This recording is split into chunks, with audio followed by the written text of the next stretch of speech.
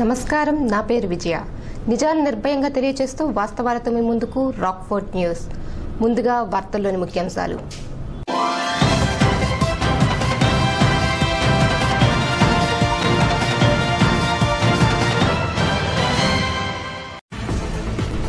పోలవరాన్ని fast track లో పెట్టాం, నిధుల కొరత లేకుండా చూశాం. ముఖ్యమంత్రి చంద్రబాబు నాయుడు.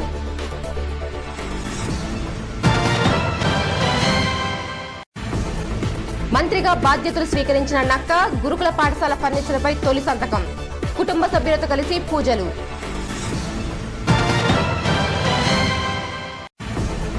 గొంతెడుతున్నా చలనం లేదు, పట్టించుకునే నాదుడే లేదు. కార్పొరేషన్ ముట్టడిలో సిపిఐ ధ్వజం.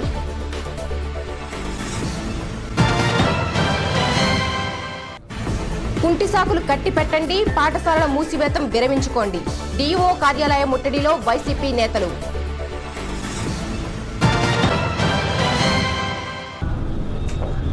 పోలవరం పనులను ఏరియా సర్వే చేసిన అనంతరం చంద్రబాబు ప్రాజెక్టుపై సమీక్షించారు. అనంతరం ఆయన మీడియాతో మాట్లాడుతూ పోలవరం ప్రాజెక్టును ఫాస్ట్ ట్రాక్ లో పెట్టి నిర్మిస్తున్నామని అన్నారు. ప్రాజెక్టు పనులకు నిధుల కొరత ఉండదని చెప్పారు. దేశంలో అతిపెద్ద ప్రాజెక్టు, ఇటువంటి ప్రాజెక్టులు భవిష్యత్తులో ఉండవని పేర్కొన్నారు. కొందరు మాత్రం పోలవరం ప్రాజెక్టును అడ్డుకునేందుకే ప్రయత్నిస్తున్నారని విమర్శించారు. గేట్ల తయారీ unit, spillway regulator, diaphragm wall నిర్మాణ పనులను ముఖ్యమంత్రి పరిశీలించారు. ప్రాజెక్టు పనుల పురోగతిపై సీఎం అధికారులను అడిగి తెలుసుకున్నారు.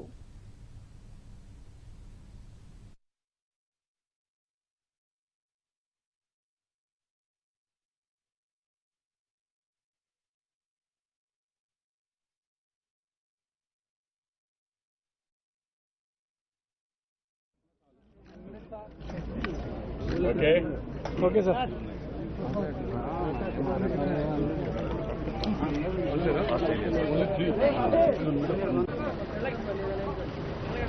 రండి బాబు, మీడియా రండి త్వరగా. చెప్తారు అందరూ.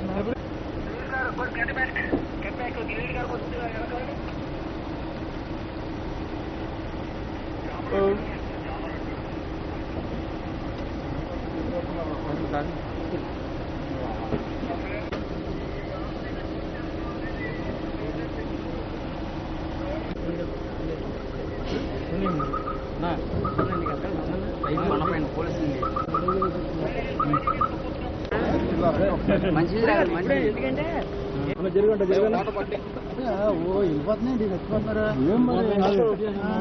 అంటే నువ్వు తీసుకోవాలి, నేను మాత్రం వదిలేసుకోవాలి.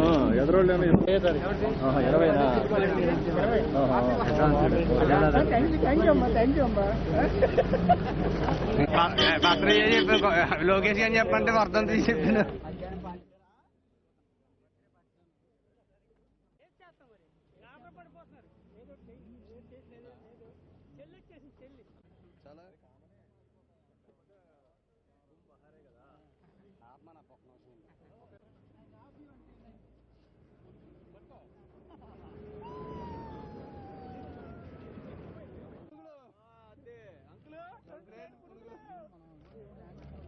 పనుల్లో ఉన్నది రా.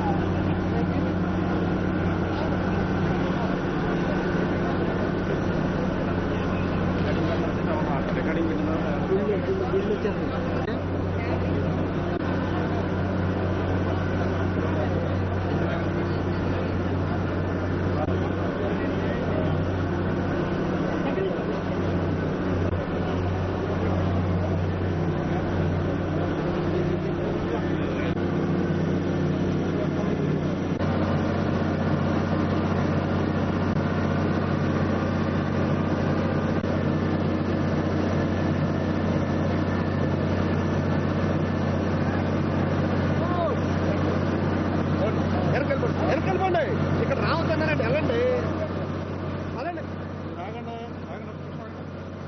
రాగండి చెప్తే ఏమంటే మీకే చెప్తుంటా మమ్మల్ని కడతారు అక్కడ మీరు అక్కడ చేసుకోండి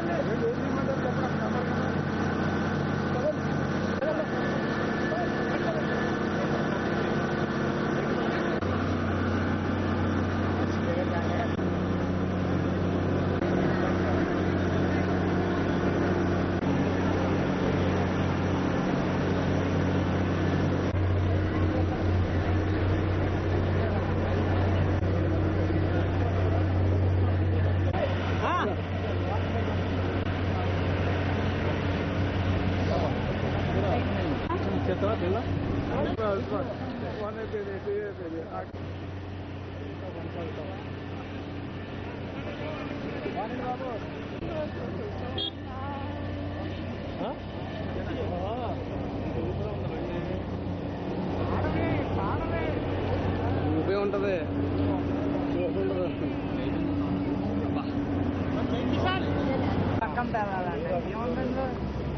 అది ఇంకోసారి బాగానే ఉన్నారు కానీ ఒకసారి చేసుకునేటప్పుడైనా ఉండే 3-4 స్పాట్ల 4 స్పాట్లు ప్రసాదాలు పెట్టి వాళ్ళని కూడా కరెక్ట్గా ఐడియా లేకుండా 2 ప్లేట్స్ మళ్ళీ నేను నీకు తగలేదు అనుకో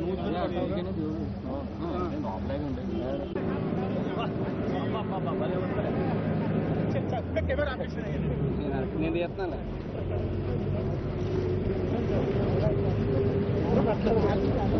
నేను పెట్టా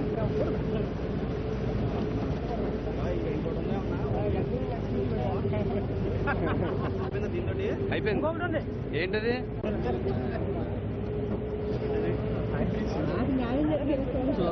ఎవడో ఎవరేనమ్మా నేను రేపు ఏడీకి అన్ని రాసిస్తా కావాలి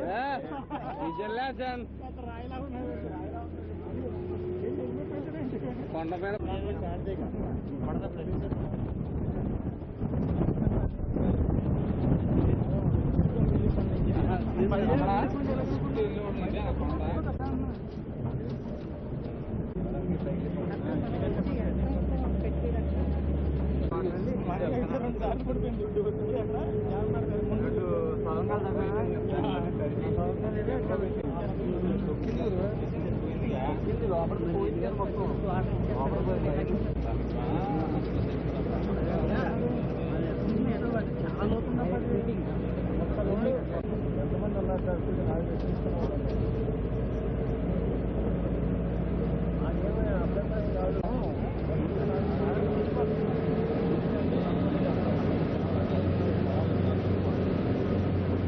స్టేజీలో దెబ్బ తిరిగాలి అటు అటు అటు అటైనా మనం వెళ్ళడం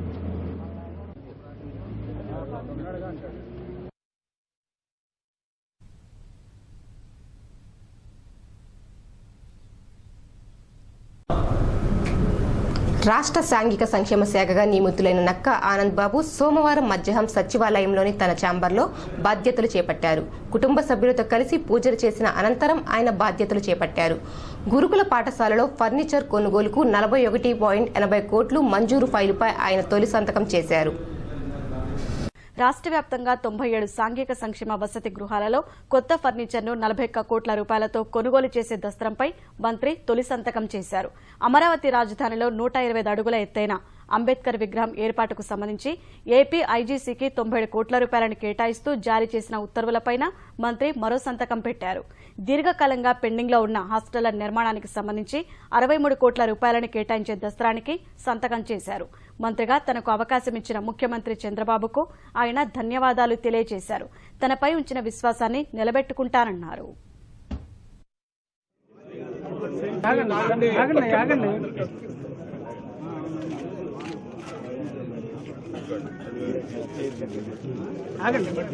रोचनो रोचमान शोभनो शोभमान कल्याण राज्याधिकार योग्यता बल सिद्धिरस्तु।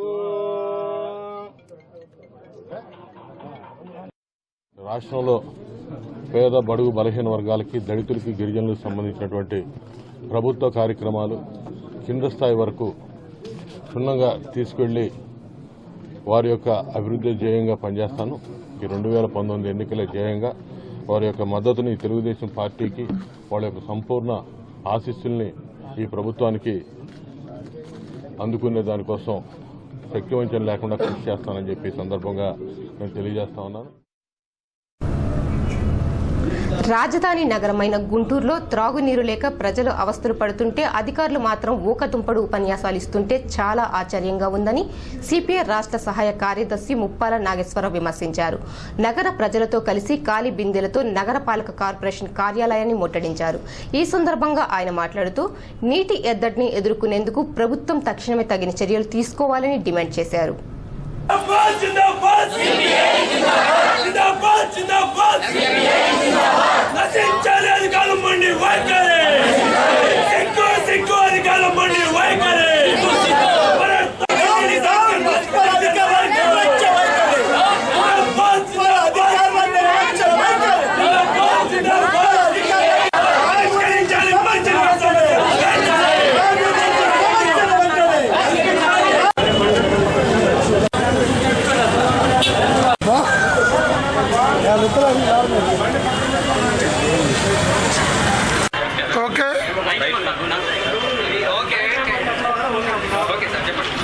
రాష్ట్ర వ్యాప్తంగా త్రాగునీటి సమస్య కనీ విని ఎరుగనంత తీవ్రంగా ఉంది. రాష్ట్ర ప్రభుత్వం ముఖ్యమంత్రి గారు ప్రతిరోజు త్రాగునీటి విషయానికి యుద్ధ ప్రాతిపదికన చర్యలు తీసుకుంటున్నామని ఒకవైపు చెబుతూ ఉన్నారు, రెండో వైపున ప్రజలు గొంతెండిపోతూ ఉంది. గుంటూరు జిల్లాలో వందలాది చెరువులు నీరు లేక ఎండిపోయినాయి. అలాగే వందలాది గ్రామాలలో ట్యాంకర్లు పెట్టి నీరు సప్లై చేస్తూ ఉన్నారు. ఒక్క గుంటూరు జిల్లాలోనే 1200 కోట్లు మంచినీరు అందించడానికి కేటాయించామని చెబుతూ ఉన్నారు. కృష్ణానది తీర ప్రాంతాలు ఒడ్డున ఉన్న గ్రామాల్లో కూడా మంచినీటి ఎద్దడి ఉంది. ఇది పల్నాడు ప్రాంతం, మాచర్ల ప్రాంతం, రేపల్ల ప్రాంతం, తెనాలి ప్రాంతం, బాపట్ల ప్రాంతం అనే విచక్షణ లేకుండా అన్ని ప్రాంతాల్లో కూడా నీటి ఎద్దడి వస్తే ప్రభుత్వం ఎక్కడ గాడిదలు కాస్తుందో అర్థం కాని పరిస్థితి. మొత్తం ఏ రోజు చూసినా ముఖ్యమంత్రి కానీ, మున్సిపల్ శాఖ మంత్రి నారాయణ గారు కానీ వీరి ఆలోచనలన్నీ సింగపూరు, మలేషియా, జపాను, చైనా ఈ పేర్లతో కాలయాపన చేస్తూ ఉంటే సామాన్య ప్రజలు మంచినీరు కొనుక్కొని తాగాల్సిన కర్మ పట్టింది. చాలా గ్రామాలలో కలుషితమైన నీరు, ఫ్లోరిన్ ఉన్న నీరు ఈనాటికి కూడా పల్నాడు ప్రాంతంలో కాళ్ళు వంకరపోయే పరిస్థితి. మొత్తం 40 ఏళ్ళు నిండకుండానే నడువులు వంగిపోతున్న పరిస్థితి ఉంది. ఈ నేపథ్యంలో ఇవాళ శాంపుల్గా రేఖామాత్రంగా రాష్ట్ర వ్యాప్తంగా ఈ కార్యక్రమాన్ని చేపట్టింది. యుద్ధ ప్రాతిపదికన ప్రజల దాహార్తిని తీర్చకపోతే రానున్న రోజుల్లో తీవ్రమైన పోరాటానికి కొండలో బిందెలతో కార్యాలయాల్ని సంపింపజేసే పోరాటానికి సిద్ధమవుతామని ప్రభుత్వాన్ని హెచ్చరిస్తున్నాం. అదే సందర్భంలో గ్రామ సీమల్లో ఉన్నటువంటి జనం గొంతులుండుతూ ఉంటే చోద్యం చూస్తూ ఉన్నది. రాజధాని ప్రాంతమైనటువంటి గుంటూరు నగర శివారు గ్రామాలు గొంతెండిపోతూ ఉన్నాయి. పేదలు, అట్టడుగు వర్గాల ప్రజలు నివసించేటటువంటి చంద్రరాజేశ్వరరావు నగర్, ప్రగతి నగర్ తదితర కాలనీల ప్రజలందరూ బిందెలు పట్టుకొని క్యూలో నుంచోవలసినటువంటి దుస్థితి ఏర్పడింది. ఇంత పెద్ద నగరంలో కనీసం పైపు లైన్ కూడా లేకపోవటం అత్యంత దుర్మార్గమైనటువంటి విషయం. పోటీలు పడి ఎన్నికల్లో నిలబడి వాళ్ళు నీళ్లు తోలుతూ ఉన్నారు, కానీ అది తాత్కాలికం, కొద్ది మేరకు మాత్రమే సాధ్యమవుతోంది.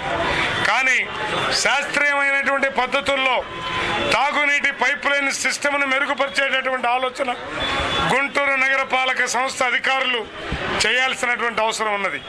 అలాగే వాళ్ళ జిల్లా వ్యాపితంగా గ్రామాల్లో కూడా రైతులు సాగునీటికి ఇబ్బంది పడుతూ ఉన్నారనుకుంటే ఈ రోజున తాగునీటికి పల్నాడు మొత్తం గొంతులు ఎండిపోతూ ఉన్నది. అలాగే గుంటూరు నగర శివారు గ్రామాలన్నీ కూడా తాగునీటి కటకటలాడుతూ అల్లాడిపోతాం.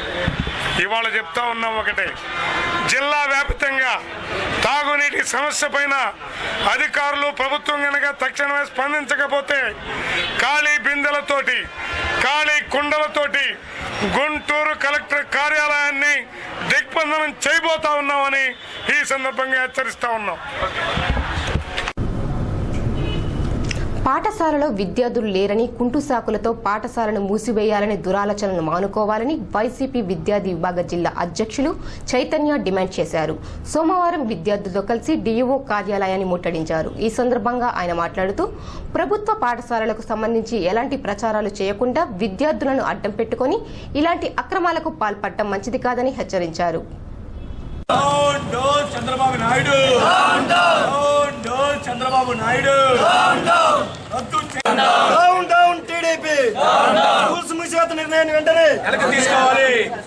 స్కూల్స్ మూసివేత నిర్ణయాన్ని వెంటనే చంద్రబాబు నాయుడు, చంద్రబాబు నాయుడు, రెండంచెల విధానాన్ని వెంటనే రద్దు చేయాలి. రెండంచెల విధానాన్ని వెంటనే నశించాలి. టీడీపీ మొండి వైఖరి నశించాలి. నశించాలి. టీడీపీ మొండి వైఖరి నశించాలి. వర్ధిల్లాలి వైఎస్ఆర్ కాంగ్రెస్ పార్టీ, వర్ధిల్లాలి వైఎస్ఆర్ కాంగ్రెస్ పార్టీ.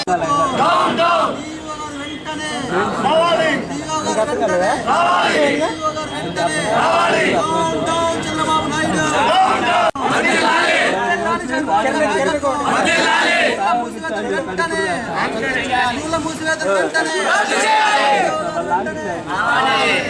తక్కువగా ఉన్నారని విద్యార్థులు కుంటి సాగుతో రేషనలైజేషన్ పేరిట వేల సంఖ్యలో స్కూల్స్ మూసివేతకు నిరసనగా ఈరోజు రాష్ట్ర వ్యాప్తంగా YSR Congress party student union తీవ్రంగా ఖండిస్తూ ఉంది. మన రాష్ట్రంలో అప్పర్ ప్రైమరీ స్కూళ్ళు రాష్ట్ర వ్యాప్తంగా 4,420 పాఠశాలలు ఉంటే హేతుబద్ధీకరణ పేరుతో ఈ సంవత్సరం 4,000 స్కూల్స్ మూసేయడానికి ప్రభుత్వం రంగం సిద్ధం చేసింది. ఈ నెల 20 తారీఖు నుండి 30 తారీఖు వరకు హేతుబద్ధీకరణ పేరుతో స్కూల్స్ ఏదైతే మూసేయడానికో అధికారులు ఆదేశించడం జరిగింది. అదేవిధంగా మే 1 తారీఖు నుంచి 30 తారీఖు వరకు ఏ స్కూల్ అయితే మూతడానికి సిద్ధంగా ఉన్నాయో ఆ స్కూల్లో ఉన్న ఉపాధ్యాయులను బదిలీ ప్రక్రియకు మన ప్రభుత్వం ఆదేశాలు ఇవ్వడం జరిగింది. ఉపాధ్యాయులు కూడా బదిలీ ప్రక్రియ కూడా ఆదేశాలు కేటాయింపు జరిగింది. అదేవిధంగా మేము ఒకటే అడుగుతున్నాం, ఈరోజు స్కూల్స్లో పిల్లలు లేరనే కుంటి సాకుతో పిల్లల్ని స్కూల్స్ మూసేస్తున్నావు. నువ్వు ఎన్నికల హామీలో ఏం చెప్పావు అడుగుతున్నా. ప్రతి కిలోమీటర్కి ఒక ప్రైమరీ స్కూల్, 2 కిలోమీటర్లకు ఒక అప్పర్ ప్రైమరీ స్కూల్, 5 కిలోమీటర్లకు ఒకసారి హై స్కూల్ పెడతానని చెప్పిన చంద్రబాబు ఈరోజు పిల్లలు లేరనే కుంటి సాగుతో అప్పర్ ప్రైమరీ స్కూల్స్ మొత్తం కూడా రాష్ట్ర వ్యాప్తంగా 4,000 పైచులకు మూసేయటం అనేది దారుణము. నేను ఒకటే అడుగుతున్నా, మా demand YSR Congress party student union ఒకటే డిమాండ్ చేస్తున్నా, స్కూల్లో ప్రభుత్వ పాఠశాలలో మినిమం కనీస వసతులు కల్పించాలని మేము కోరుతున్నాము. అదేవిధంగా 3 అంచెల విధానాన్ని చలనగీతం పాడాలా, 2 అంచెల విధానాన్ని రద్దు చేయాలా. రద్దు చేయని పక్షంలో మీరు ప్రభుత్వం యొక్క రైట్ ఆఫ్ ఎడ్యుకేషన్ యాక్ట్ని ఉల్లంఘించిన విధంగా మేము ఉల్లంఘించినట్టే. ఇంకోటి కూడా డిమాండ్ చేస్తున్నాం, ప్రభుత్వ పాఠశాలలో పిల్లలు చేరడానికి ప్రభుత్వం ప్రచారం చేయాలా. రాష్ట్ర వ్యాప్తంగా ప్రతి గ్రామంలోనూ ప్రతి మండలంలో కూడా ప్రభుత్వ స్కూల్లో మా స్కూల్లో చేరండి అని చెప్పి, ప్రభుత్వ స్కూల్లో చేరండి అని చెప్పి మీరు ప్రచారం కొనసాగించాలా. అదేవిధంగా ఈరోజు ఏ ఐఏఎస్ ఐపీఎస్ ప్రజాప్రతినిధులు పిల్లలైతే ఏ పిల్లలైతే ఉన్నారో ఆ పిల్లలు ఏ రోజైతే ప్రభుత్వ పాఠశాలలకు మీరు పంపిస్తారో ఆ రోజు మాత్రమే ప్రభుత్వ పాఠశాలలు బాగుపడుతున్న విషయం కూడా మేము హెచ్చరిస్తా ఉన్నా. మీరు ఈ విషయాన్ని స్కూల్స్ మూసేవేతను ఉపసరించుకోకపోతే రాష్ట్ర వ్యాప్తంగా విద్యార్థి భాగం ఆధ్వర్యంలో పెద్ద ఎత్తున ఆందోళన చేయడానికి వైఎస్ఆర్ కాంగ్రెస్ స్టూడెంట్ యూనియన్ సిద్ధంగా ఉన్న విషయం కూడా హెచ్చరిస్తున్నా.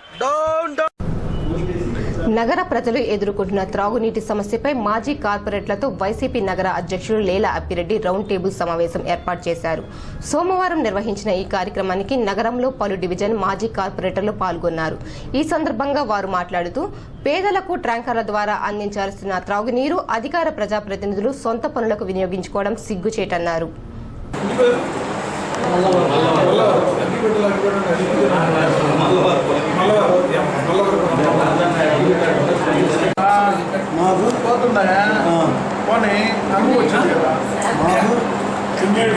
గుంటూరు నగరంలో అంతర్గతంగా 320 కిలోమీటర్లు పైప్ లైన్ సామర్థ్యాన్ని పెంచడానికి సంబంధించి నెహ్రూ నగర్ నుంచి పశ్చిమ నియోజకవర్గానికి వాటర్ రావాలంటే ఉన్నటువంటి పైప్ లైన్ 650 డయోమీటర్లు ఉంటే దాన్ని 900 మీటర్లకు మార్చాలి అనే ఆలోచన సైతం కూడా చేయలేకపోతా ఉన్నారు. సహజంగా వేసవి కాలం వస్తుందంటే గుంటూరు నగరంలో మున్సిపల్ కార్పొరేషన్ సమ్మర్ ఎక్స్ప్రెస్ అంటే ప్రత్యేకంగా ఈ సమ్మర్లో నీటి ఎద్దడిని నివారించడం కోసం కార్పొరేషన్ అంటే గతంలో వస్తున్నటువంటి నీరు చాలదు వేసవికాలం వచ్చినప్పుడు, దానికోసమని ప్రత్యేక కార్యక్రమం తీసుకుంటా ఉండేది. అసలు గుంటూరు కెపాసిటీ 10 లక్షల మంది జనాభా ఉంటే 140 MLD వాటర్ కావాలి ప్రతిరోజు కూడా. ఇవాళ ఇటువంటి ఈ వ్యవస్థ తయారవుతా ఉంది. బాధ్యత కలిగినటువంటి అధికారులు ఎవరు కూడా బాధ్యతలు తీసుకోవట్లా. అదే ఎన్నికలు జరుగుంటే కార్పొరేషన్ ఉంటే ఏ పార్టీకి సంబంధించిన వారైనా కూడా కార్పొరేట్లు బాధ్యతగా ఈ సమస్యల పైన ఆలోచన చేసే పరిస్థితులు ఉంటాయి. అవసరమైతే పోరాటం చేయగలిగినటువంటి పరిస్థితులు ఉంటాయి. ఇవాళ ఎవరు ఆలోచన చేస్తున్నారు, ఎవరు పోరాటం చేయాలని ఆలోచన చేస్తూ ఉన్నారు? అధికారులు, అనుభవం కలిగినటువంటి అధికారులు ఉన్నప్పుడు కూడా కనీసం నోరు విప్పి మాట్లాడలేనటువంటి దౌర్భాగ్య పరిస్థితులు ఇవాళ మున్సిపల్ కార్పొరేషన్ కొనసాగుతూ ఉంది. ఎందుకు మాట్లాడతలేదో అర్థం కాదు, ఎందుకు పనిచేయట్లేదో అర్థం కాదు, ఎవరు జవాబుదారితనంగా ఉండరు. వీటన్నిటిపైన కూడా ఎంతవరకైనా కూడా పోరాటం చేయడానికి వైఎస్ఆర్ కాంగ్రెస్ పార్టీ సిద్ధంగా ఉంది. అధికారులు ప్రవర్తన మార్చుకోవాలని కోరుతా ఉన్నాం, బాధ్యతగా మెలగాలని అడుగుతా ఉన్నాం. కనీసం కోతవేటు దూరంలో ఉన్నటువంటి ముఖ్యమంత్రి కార్యాలయమైనా కూడా స్పందించాలని ఆశపడతా ఉన్నాం. లేకపోతే పెద్ద ఎత్తున ఉద్యమం కార్యక్రమాన్ని రూపకల్పన చేస్తాం.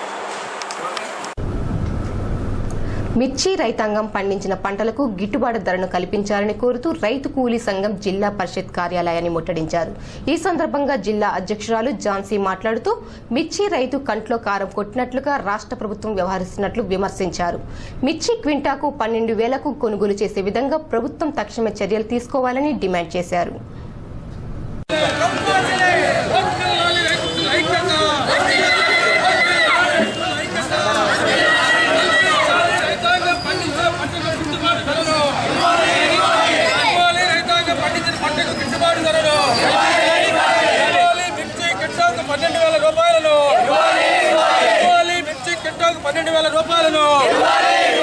కొనుగోలు చేయాలి మార్కెట్ ద్వారానే.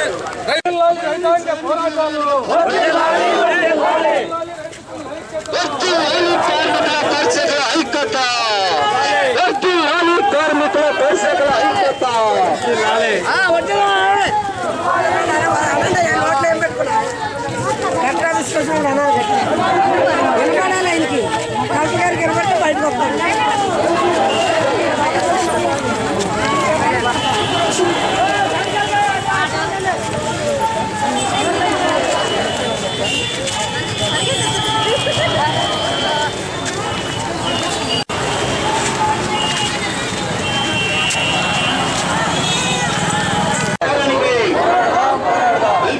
రైతాంగం పండించిన పండుగ గిట్టుబాటు ధరను, కాలనీలకు సౌకర్యాలను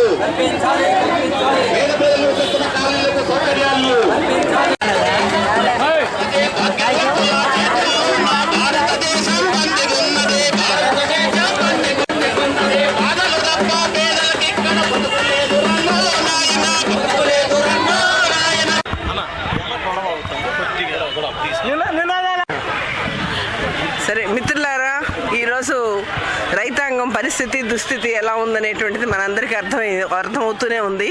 నిజంగా వాస్తవంగా ఈరోజు ఈనాడు పేపర్ కనుక మనం ఉదయాన్నే చూస్తే పేపర్లో దేశం అభివృద్ధి అయిపోతుంది, రాష్ట్రం అభివృద్ధి అయిపోతుంది, బ్రహ్మాండంగా అభివృద్ధి సాగుతుందని చెప్పి ఒకవైపు వస్తే, ఇంకొక వైపు రైతాంగానికి ఈ సంవత్సరం కంది పండిస్తున్నటువంటి రైతాంగానికి కూడా కనీసంగా గిట్టుబాటు రేటు కల్పించలేకపోతున్నామని చెప్తున్నారు.